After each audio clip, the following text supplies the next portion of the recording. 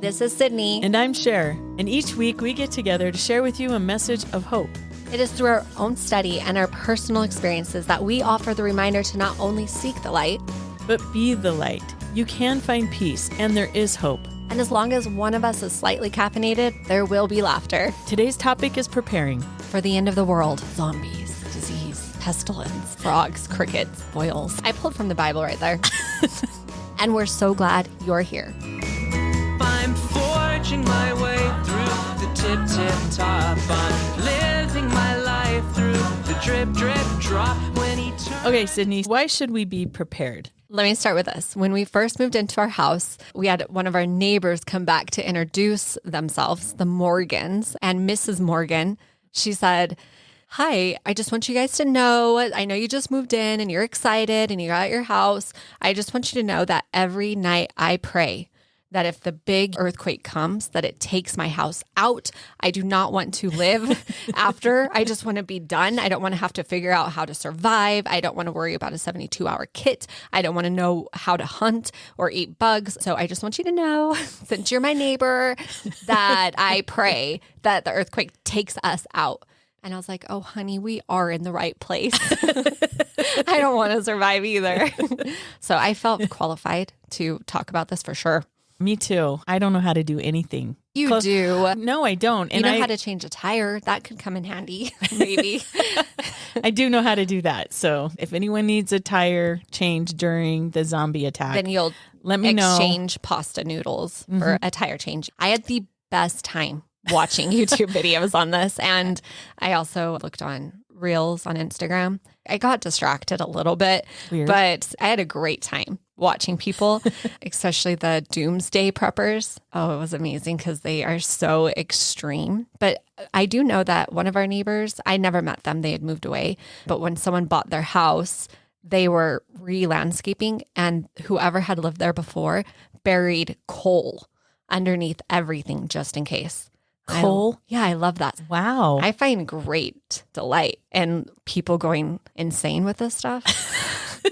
Which one of the top things people will talk about is the people who are prepared are military personnel and Latter-day Saints or conspiracy theorists. And I love that so much because my brothers are military, so I got to pick their brains, which was really fun. And then I'm a Latter-day Saint, but a terrible one. We have not prepared, or have we? And I just don't want people to know so they don't rob us when it goes crazy. One of my callings at church once was emergency prep. And how did you do with that? We met with people once and gave them Twinkies. I kid you not, because those last forever. And they're like, "So we have a different position for you." It was amazing. There was like 15 elderly women and men there, and I handed out Twinkies. Ben and I had the best laugh about it because we did it together. We're like, "Have your water, and here's the Twinkie. God bless. Amen." Miss Morgan has already prayed for her neighborhood to go down the sinkhole, so it doesn't matter. Oh my gosh, I can't imagine what they thought with you handing out Twinkies. That's great. They last forever. I don't think they have much nutritional value. I'm just going to go to your house if we survive. You should not do that. I gave out the Twinkies. So you don't have the Twinkies now? I have caffeine for a year. That's it. Would you like to share storage? Caffeine. I'm going to run faster than the zombies, and that's about it. But I loved the YouTube videos because they would say a lot of people don't prepare because they think only crazy people do. You should prepare because things truly do happen, not necessarily like the alien attacking, which I did read about as well. Of course you did. I did Google the safest place for alien attacks, and I did Google safest place for zombie apocalypse. This is when I was looking up not useful information unless it happens, and then it's very useful. California, to my surprise, was the #1 safest place during zombies. I don't agree with it, though. I feel like Google's lying. This is where the conspiracy is going to come in. Like, why would you think where more people are, it's going to be safer? I have no idea. I don't understand. I didn't actually read the full article to understand why the rating was what it was. But Virginia is the top safest place for alien attacks. I totally agree with Virginia and the alien attacks because I think they've already taken over Washington, D.C. Yeah, this is something else, though. When I was watching a Joe Rogan episode, the man he was interviewing, he asked Joe Rogan, so if in 2018 somebody said to you, this is what 2020 is going to look like, you would think they were crazy, that we would be locked in our homes or any of the stuff that happened. It would be really difficult to believe. Would you believe it if someone told you that? No, I would not. No, There's neither. no way. So he said that our minds should be open to the idea that things like that could happen. And we should be logical that depending on where you live, there will be earthquakes, there will be fires, there will be tsunamis, and you have to know your area, which we'll get more into. But we have to be open to the idea that you're not crazy if you prepare and you provide for your family. That's not crazy. I agree. My parents were kids during the Great Depression and during World War II. So they grew up to be tough and they were hard workers and they knew how to build things and create things and sew things and make do with hardly anything and make things from scratch. They were not dependent on anyone. They could do all the things on their own. For them, it was really important that we're prepared because my parents always just had this attitude of it's not if it will happen, it was when it will happen, we're going to do this.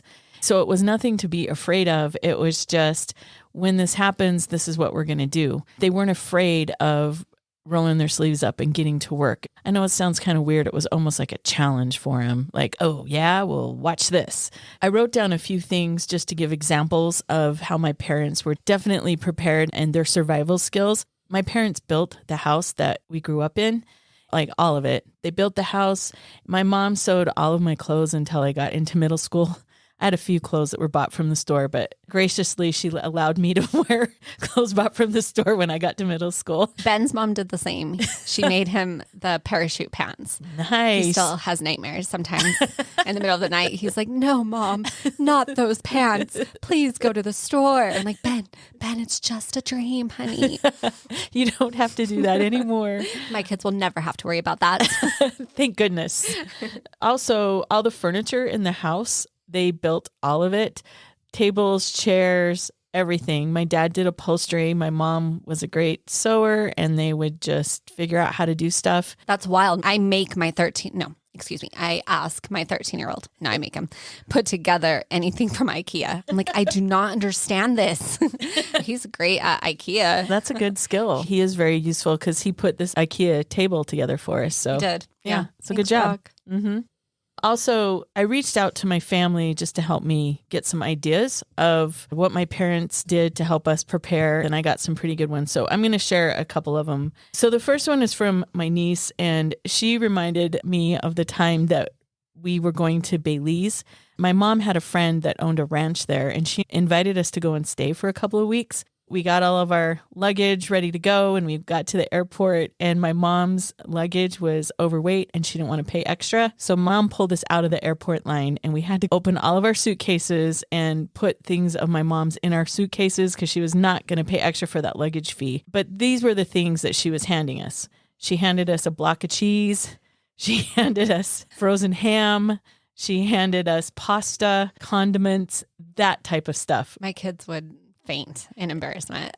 We did. We were dying and we were laughing so hard, like, Mom, what are you doing? And her grandkids were like, Grandma, what are you doing to us? And other people were like, look at that lady with the ham in her bag. No, exactly. It was so horrible. I'm going to read what my niece said because she said it very well. As we were laughing and making fun of Grandma, she said, you'll see, you'll appreciate this later. And she was right. Eventually, we wanted food that we were used to because our stomachs were not happy with the choices that we had made after about a week. So she made us a pasta salad. It was so yummy. And this is from my niece. She said, I always remember that. It doesn't matter what others may think or say about being prepared. We do it because we know we'll want, need, and appreciate it later. And that's the attitude my parents had. They didn't care what other people thought because they were just ready to go if something happened. And then one more story about my dad. One time my niece was helping Grandpa shovel dirt out of the bed of the truck. And this is in her words. Grandpa got after me and he said, who taught you how to use a damn shovel? He then went on to lecture me, the gist of it being that was a basic skill and I should be good at using a shovel by my age. She was about 12 years old. And this is what she learned from that. We shouldn't wait to learn things until we need to know it. We should already know how to do them when the need arises. I was thinking that is so true about my parents, and I feel like I felt them miserably. But then I thought of something. I think the point is to learn a skill. And my parents realized my skill was not building and creating. I don't know why I can't see it in my head. That's not my skill set.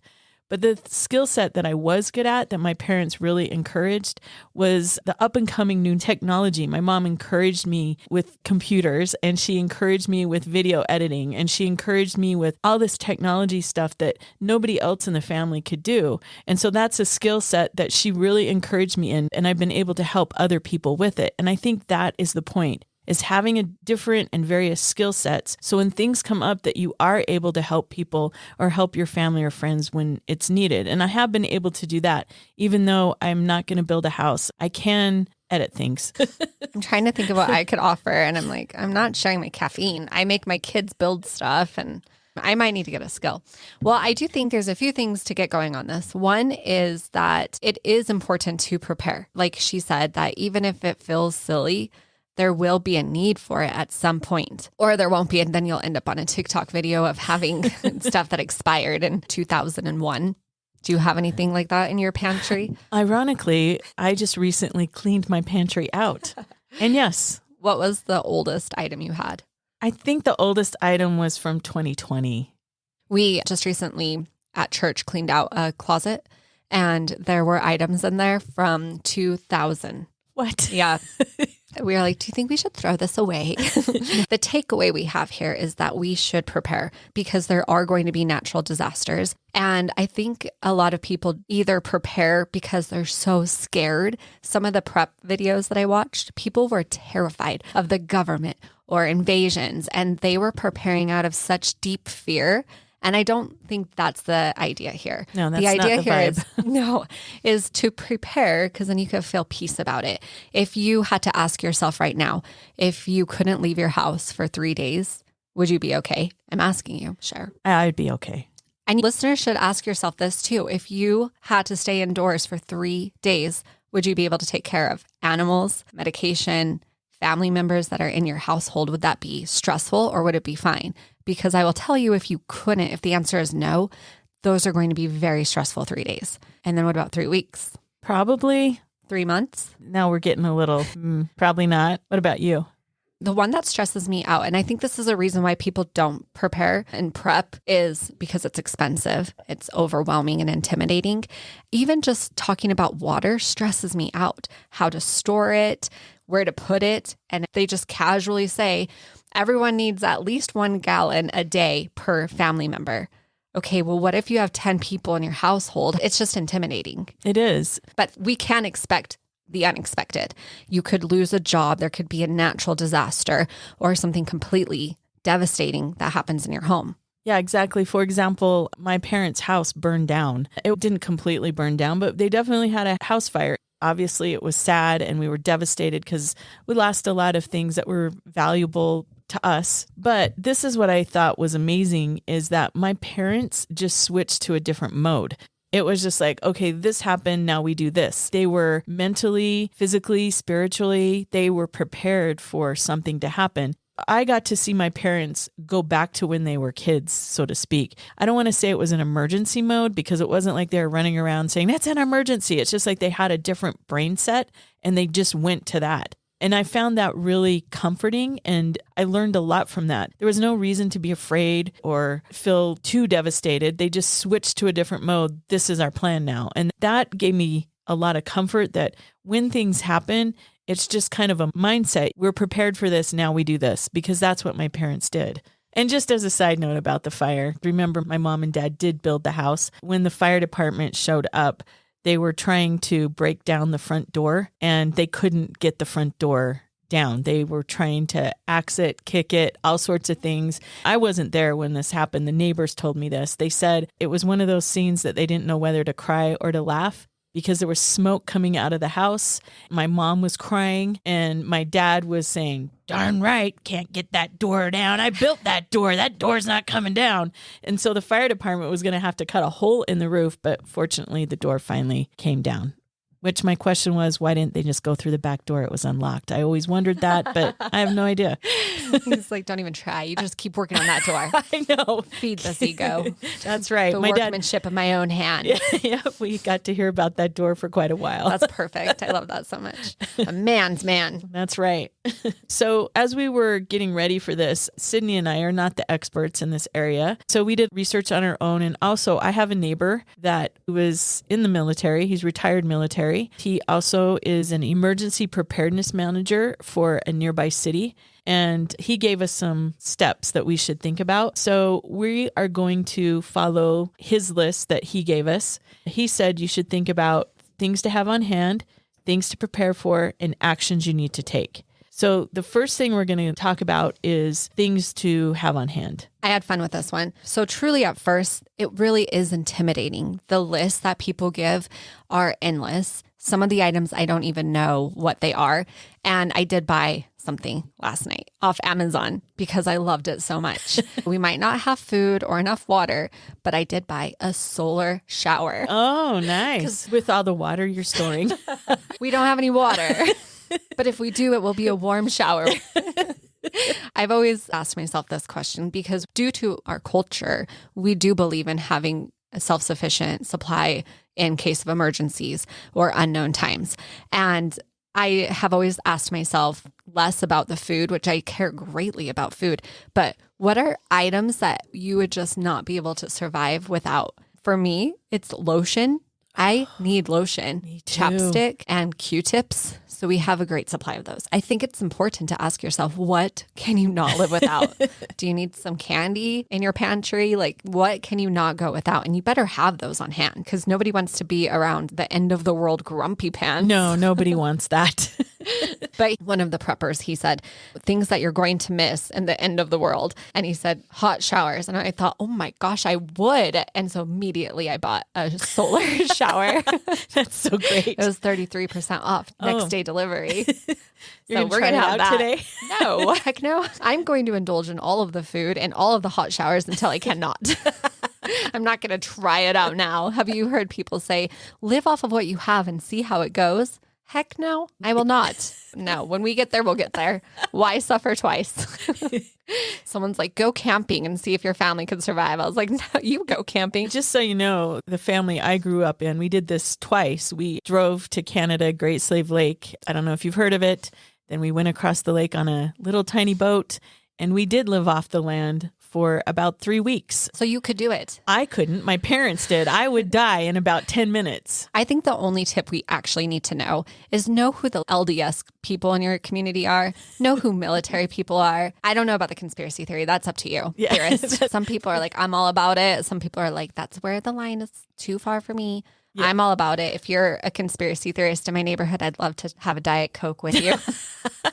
I feel I lucked out because I have 2 ex-military men living by me and 1 active across the street. It's good to know this. Yes, it is. You stay on your side of the neighborhood. They're my neighbors. Dude, I am heading to my brother's house if anything happens. I've already told them. They're in the military, so I assume that they're going to have a heads up. And I just told them, please tell me and let us live with you. And they're like, yeah, sure, we definitely will.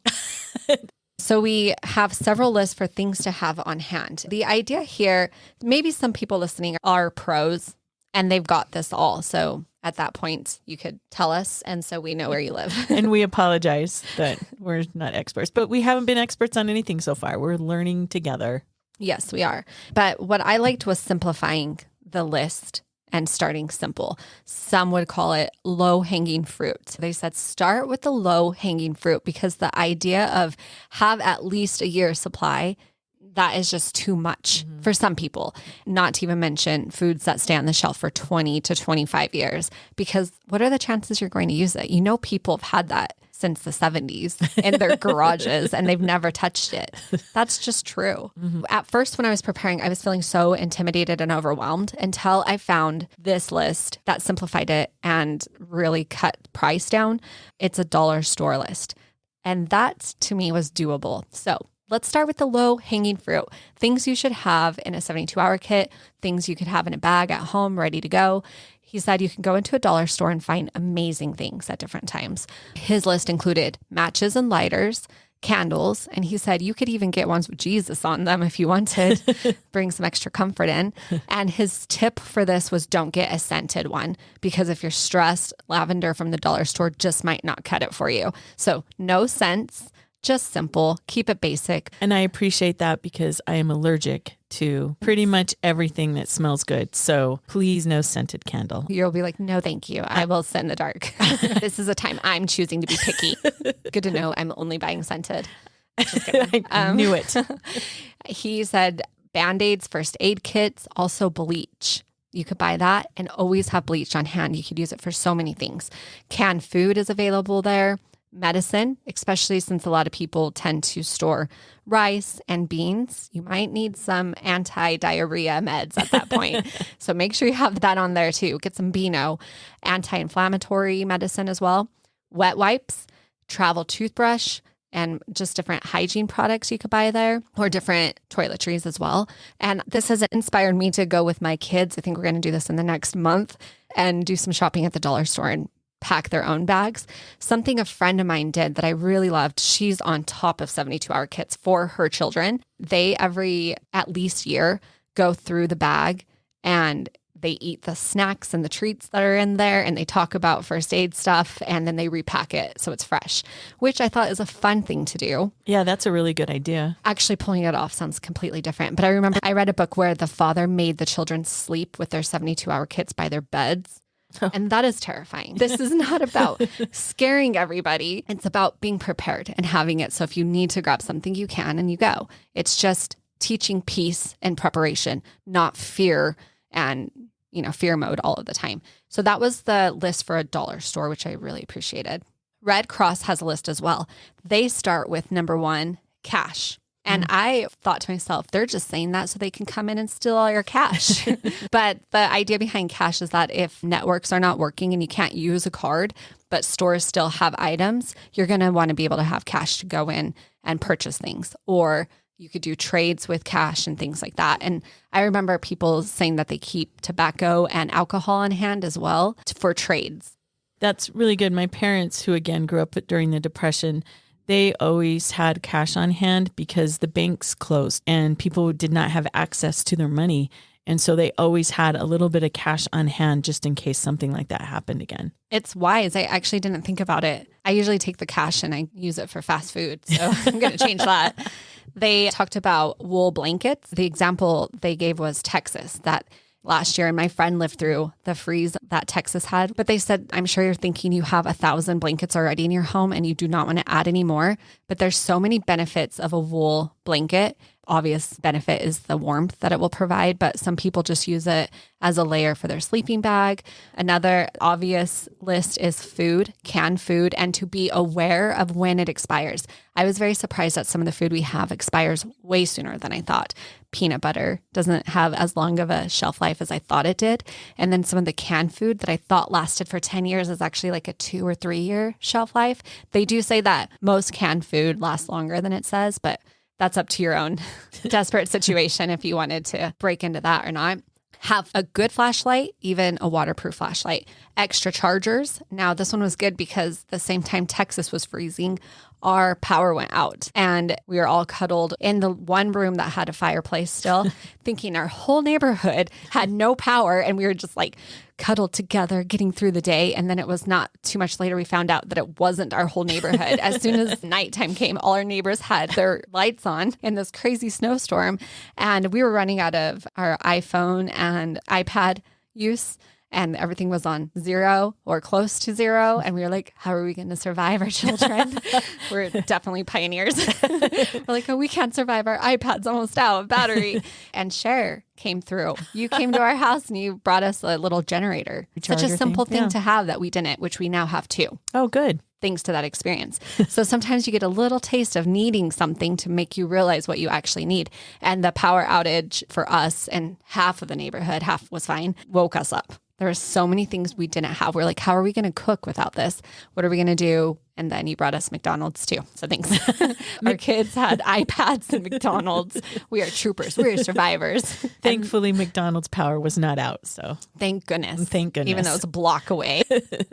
We suffered alone. We could have just walked over our neighbor's house and hung out all day. We had no idea. So they said to have a hand crank radio that has immediate access to emergency radio, has a built-in chargers and built-in flashlights. Have extra batteries, first aid kits, important documents. If possible, keep those in a fireproof safe. I've learned that lesson. And they also have little like carriers that's a lot cheaper than a safe that you can put them in that are fireproof. So it kind of looks like a school bag that you can put your documents in that are made just for fire purposes to keep those documents safe. And that's a lot cheaper than a safe. Okay, that's a great idea. They said to also keep paper local maps. I thought that was a brilliant idea. Mm-hmm. And that way you know where bodies of water are. But again, we're going down with the earthquake. It doesn't matter. But for those who are not close to us, who are going to survive, because Miss Morgan is very faithful. Her prayers are very powerful. You might need a local map. I just really liked that idea a lot since we're so used to using our smartphones. Also a multi-tool device. Is that what it's called? A multi-tool? Yeah. Yeah. Clearly I have that on hand. Yeah. I only have a solar shower and caffeine. And you have a little generator now too. So that's good. We do 2 little generators. Oh, 2. See, you're good to go. They also take a really long time to charge. Yes. It took ours 24 hours to charge. Oh, wow. Is that a long time? Take that long. Whatever. It's 100% now. And then the other thing was just when you're prepping on a budget, there's certain tips to help you. Like when you're going to the grocery store, grab an extra item of whatever you use. We have a pretty good storage actually of peanut butter. And when I go into the store and they have the kind my kids like, I tend to buy 1 or 2 extra and just keep it on the rotation. And it does get used. So buy an extra item or 2 every time. Or if your budget allows, you can purchase 1 or 2 tubs of something that lasts longer, like dried fruit, just a little bit at a time so it doesn't intimidate you. Don't forget about thrift shopping because there's a lot of really great camping tools from stoves to camp gear, tents even, that are often there, or free sites. There's Facebook groups that you could just search for free items in your area. I've been a part of one for several months. I was trying to get rid of some items and I've just stayed in the group. It's amazing what people are getting rid of. So if you're looking to get some extra stuff, you could just put in an ad saying, if anyone's getting rid of camping gear, we're searching. They also talked about looking around your house for items that are already there. You might have in your junk drawer a lot of the items that would be useful. And if you just organize it into a bag, you could save a lot of money. And then don't be afraid to start a simple garden or just plant 1 item. Have a goal to plant 1 item and see how you do with growing anything and see if you can do it. And if you can't, you might want to move close to us where we're all going down. And the last one that I love so much was don't be afraid to grab some extra condiments when you're at a store or at a fast food restaurant. If you need some extra Chick-fil-A sauce, then just start saving it. And we actually do this because my kids don't like sauces with their chicken nuggets. So every single time we order anything, which is, I promise you, super rare because we are so healthy. But if it ever happens, I always get packets of honey and we just store the honey. That's really smart.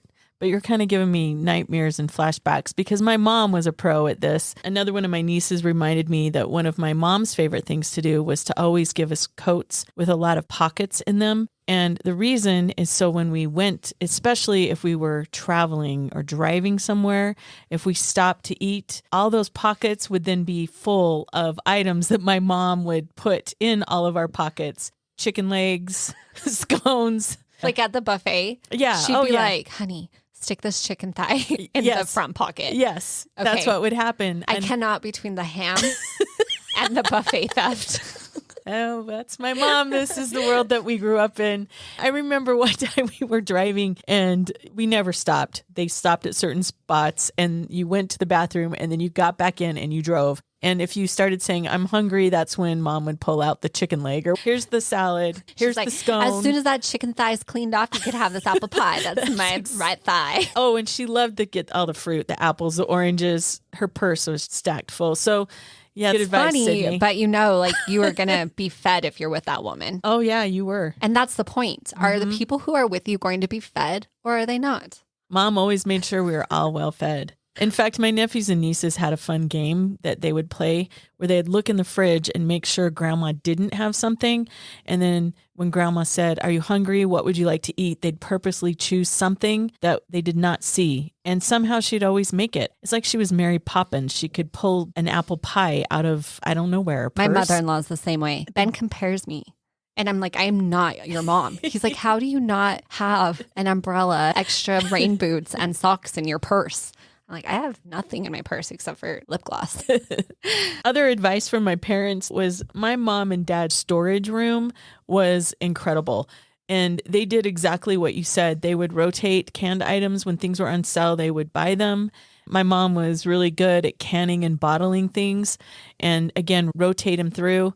I know if my mom was here that she would stress, use it. Use what's in your storage room.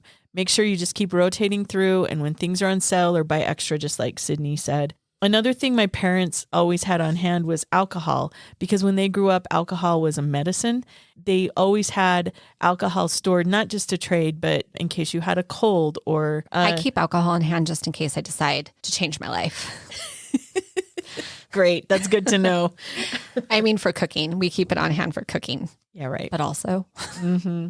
I'm actually going to go to the professional now, Jeff, who is the city emergency manager. He gave a list of 7 things to think about. So here are the 7 things from somebody who actually does this for a living.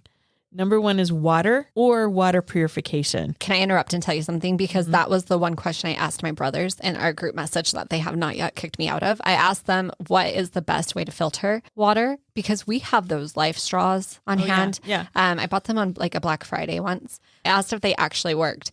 And my military brother, Duggan, who does CrossFit, he said, you can drink any water as long as you do burpees after. Burpees turn your water into the filter. That's from verse David Goggins 23:12-10. And I loved it so much. Anyway, you don't need anything but burpees and David Goggins. You'll be fine. I think I'll pass. I just want to know if the life straw worked. Well, Duggan also said that you just need to really know how to boil that water, unless it's a nuclear blast, because you can't boil radiation out of water.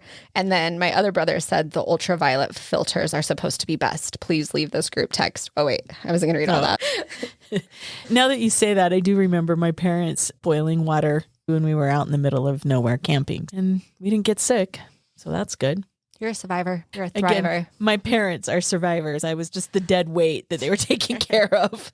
Also, just advice from my dad, because I can hear him right now in my head. If something happens, don't forget, fill the tub up. If you have a tub, fill it up with water. And the other thing, don't forget about your water heater in your house and the water in your toilet tank. And also they did say that's something you could buy is occasionally when you're at the store, buy a gallon, because you won't only need it for drinking, but you'll want to bathe. Don't forget your hygiene. I'm like, I could barely get my kids to shower during times of goodness. I'm going to be like, use this solar shower, guys. They're going to love it. So excited. It comes in today. So the next thing that Jeff said after water was think about food and ways to cook it. So you have food on hand. How are you going to prepare it? The next thing is shelter and warmth. Think about where you live and the seasons that you have, and think about what you need for shelter and what you need for cool or hot. The next thing he said is think about light. 5th is a first aid kit or some sort of sanitation kit. And then you mentioned this earlier, like a crank radio. He brought up communication. So think about how you're going to communicate. And I love this one, and include a morale booster. That's where I come in. That's just your skill. There you go, My Cydn. family will be okay. So cards, dice, or a coloring book, or just paper and pencil for games. That's a really good advice. It's good to think about things like that. Keep your brain entertained while the zombies are on their way. The next topic is things to prepare for. So what do you have, Cydn? That was to be aware of your area and what happens in your area. So if you live in Texas, you now know that it can freeze. And a lot of the houses are not built for that. So that's where the wool blanket would come in hand. Or do you know how to start a fire? So just be aware of where you live and what are the actual natural disasters that do happen, whether it's hurricanes, earthquakes, or heat, and how to plan for that. So I just have to say, though, because there's so much information, but once you get over the first 1 or 2 steps of it, it's actually kind of interesting and it's less intimidating because people have a lot to say about it. and a lot of energy and a lot of passion. Mm-hmm. And I really love that they're like, just be realistic. Don't freak yourself out about what's going to happen. Just put yourself in a real situation and how would you handle it? And this one guy's like, okay, so just be real. If a heavily armed bilingual bear is flying at you with a Black Hawk and he is coming directly towards you, and to the left is metal to prepare and build a helicopter, and to the right is duct tape, how are you going to survive with the 17 3-month-olds that you are carrying? That's what he was like. He didn't really say that, but that's for the energy of it. He was like, be realistic, but how are you going to climb down from the 72-foot tall buildings or whatever? I was like, you are not realistic. No. How do I survive the night without power? That's what you have to think about. Yes. A lot of them, they were like, I've been in the military for 45 years. You need to be realistic. How are you going to punch a shark in the face while holding 17 humans? I'm like, I think our life is different. I think so. And just try to get through carpool and occasionally take caffeine days off, which is really hard.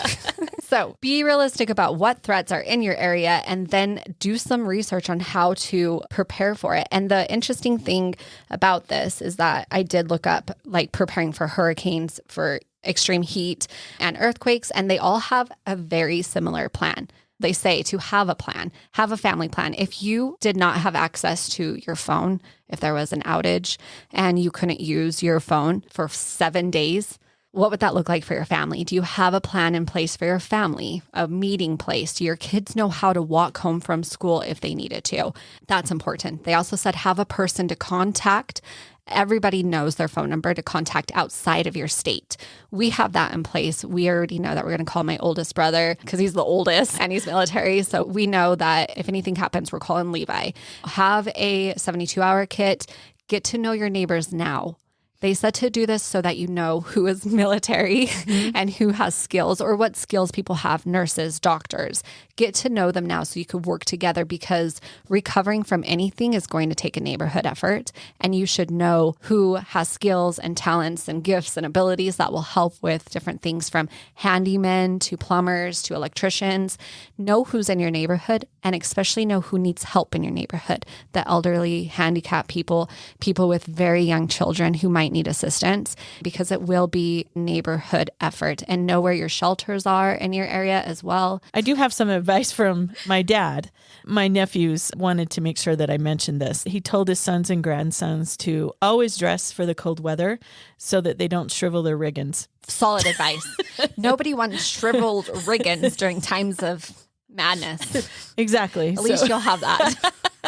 Also, another one of my nephews mentioned that my dad was always about making sure the grandkids knew how to do things. So like you could not get on one of his four-wheelers until you checked the oil and the gas, even though the previous grandchild had just done that 15 minutes ago. He always made you do it so you knew how to do it and make sure the gas and the oil were ready to go. But actually, this is really good because that's something simple that we could do is make sure the gas tank has enough gas in it. Make sure your oil's changed so that you can go. Jeff, he gave some solid advice for things to prepare for.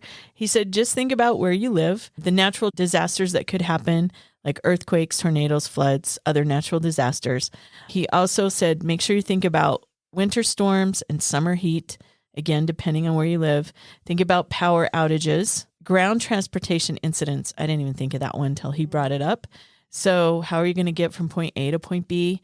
And also, can't ignore it, think about a pandemic event. How are you going to get through that? Which a while ago we wouldn't have even thought of. No, I would have thought that was silly. Me too. Think about these different things that could happen, but don't dwell on it. Just how are you going to get through it? Again, when my family had a house fire, it was just roll over into a different way of thinking, a different way of survival. It wasn't freak out. It was just, now we're doing this. Let me add one more to Jeff's list. I also heard someone say to check your insurance policy on your home. Make sure that where you live has covered what could happen. Yeah, that's good advice. The third one on Jeff's list of things to think about is think about actions you need to take. Some advice from my parents. My dad was all about planning as he was building, creating. He always wanted a plan. My parents were both like that. And if you did something, you were in the middle of a project and you messed up on it, my dad would say, well, maybe if you cut it again, it won't be too short. In other words, why don't you have this all figured out before? And he's now making fun of us. So have a plan. And also my mom would always say to us when we were supposed to be doing something, and if we weren't, she would say, well, maybe you ought to. And if you heard maybe you ought to, you better get your butt going, because she was going to get angry after the ought to. Oh, no, not the ought to. You will not get this chicken thigh. No chicken tenders for you and no fries. I have tater tots too. They're going to stay in my purse, nice and safe. And the reason I'm saying this is because don't let this overwhelm you. Just start.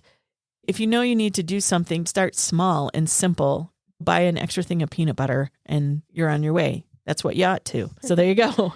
Yeah, I think, again, the low hanging fruit. Start with the low hanging fruit for what that looks like for you. If you already have a 72-hour kit, then look at 3 weeks and then look at 3 months. Yeah, start where you are and just go from there. And also, along with just starting where you are and getting up and doing something, my dad, remember, he grew up in the Depression and he did grow up on a farm. My dad would say, why are you standing around? Are you waiting to be milked? So do something. Their whole philosophy was just get up, get going, do something. Start wherever you are and just do it, because again, you ought to. And Jeff suggested things that you should plan for. The first one was make a plan for sheltering in place, plan for evacuation, like driving away, and a plan for evacuation, walking away. Also, he suggested to have to-go bags for evacuation. He said, have one from home. And then he also said, think through and go, like if you have to evacuate from work or from school, maybe have a plan with your family about that. And also he suggested have the to-go bag in your car. That's wise. Yeah. The next thing is family accountability. Something else to think about is have a place to meet. Routes home from work or school. You said that one earlier. And communication methods, which you've also talked about. And then this one I need to do, contact numbers, have them written down someplace, because they're all in my phone. Don't do that anymore. Yes. Yeah. I think I could still call my aunt and uncle and my mom and dad's old neighbors, but that would be about it. Another thing he said to think about is your security and protection. And then also don't forget your pets, remember their needs. The last thing we wanted to add was just if you are spiritually prepared, that's going to make all the difference too. We had a good time talking about this yesterday. We both had different stories and situations where we are not preppers. We're learning skills as we go, but we both have had times where we have had impressions to do something. And I recalled that in 2020, but January, I was in Costco, and as if someone was standing by me, walking by my cart, I heard, buy extra toilet paper. And I thought, heck no, I am not walking through Costco with 2 bags of toilet paper because I already had one in my cart. I just felt pure embarrassment at the idea of having that much toilet paper in my cart. Now, we're at the time where nothing was going on yet. And so I walked away from the toilet paper. I was like, I don't care if an angel appears in my face. I'm not buying that much toilet paper. And I walked away, and it was, again, buy extra toilet paper. Probably 7 times. I finally, right by the checkout line, I was like, oh my gosh, fine. I'll go buy extra toilet paper. And I did. And I felt so embarrassed walking out with 2 huge Costco sized toilet papers. Someone out there is like, you're the reason that there is not enough toilet paper on the shelves. But I did buy it, and I did just store it in our garage. And I was like, I cannot believe I bought that. That's so weird. Not knowing that by March and April, people were not being able to buy toilet paper. We never worried about toilet paper. It was completely fine. And we gave a lot of toilet paper away to neighbors during that time because we had extra. If you just stay in a place of peace and calmness and preparation, not only will you feel peace when others are feeling frantic and chaotic, but you'll be able to help and serve other people in your area as well. I completely agree. I think the most important thing is to be spiritually prepared. I was just thinking, my mom, knowing that I was always into tech things, she would always say, make sure you have hard copies of your scriptures. And so I've always tried to follow that advice. Something that I thought of is when our house burned down, after the fire was out and all the neighbors left and our family left, it was just me and my mom and dad. We stood in a circle and we said a prayer. We invited the Spirit to be with us. And I remember feeling such calm and such peace. We did lose material things, but we were still okay. And that's what we focused on. Allowing God to bring that peace to you is so important. And it's important to be prepared spiritually, to have things on hand, like your scriptures, spiritually prepare for trials, a faith crisis, being complacent, things that you need to think about and be prepared for if they do happen, and actions you need to take. Are you praying for strength? Are you praying to be closer to God? Are you reading your scriptures? What are you doing to prepare spiritually? Which I honestly believe is the most important thing that you can be doing. I agree. And there was a time where I did pray specifically for our family of what we needed. And as we have been striving to be more prepared. And there was another time where I felt oddly strong to get these 5-gallon buckets off of Amazon. And I thought to myself, there's no chance that I'm actually going to put food in that and seal it the way you're supposed to. That is a ridiculous thing for me to buy and for our home. But it was a strong impression. I had just prayed. So I bought 5 buckets off of Amazon. And it was maybe 2 or 3 weeks later that our house flooded. And it was the buckets that saved our butts because we were able to put the buckets underneath the spots that were flooding in the basement. And we had a rotation going with our neighbor boy, Blaine, and my kids. And they were filling up buckets and running them outside. And it was such an experience to know that God knows what is going to happen and what we need. Our job right now is to be aligned and open to receiving revelation, impressions, or just getting in a place where you're making time for silence and quiet to be open to intuition of things that your family needs for the areas that you're in and what your family situation is, what you guys will need in times of emergency. It's better to have some ham and not use it than to not have ham. Exactly. Our final thought, we just want to sum this up to remember to start with low-hanging fruit. And if you make the first few steps of learning about this, you'll get over the fear and intimidation of it. We learned from experience in the last week as we've prepped for this, that at first it was almost too much. And I was thinking, why are we doing this topic? And then it became kind of exciting to learn about. And I have new goals for our family that I'm really looking forward to. Then you think of other stuff, like for instance, Titus is celiac, so we have to have gluten-free items on hand. We have an animal, so we need to make sure he's fed. If you need medications or if you're nursing a baby, to have formula on hand. There's so many little simple things you could do now to get started in just the preparation. And there is peace in preparation. Our challenge for this week is just start. Start thinking about what you need to do to be prepared. Because, as my mom would say, you ought to. This is our prayer. From Cydn and Sher. Bam! I'm forging my way through the tip top. I'm living my life through the drip drop. When eternity's plan, I just can't stop. I'm making my way through the drip drop. One time, Iana tried to make her own food when she was like 4. We had these little plastic plates. They were like thick plastic. And she warmed up her food in the toaster oven. No, she did not. I have a picture somewhere. It's hilarious. It's a pink plastic melted plate. The food is melted into the plate. It's amazing. Am I talking too much? No. Okay. We're on a podcast. Okay. We talk.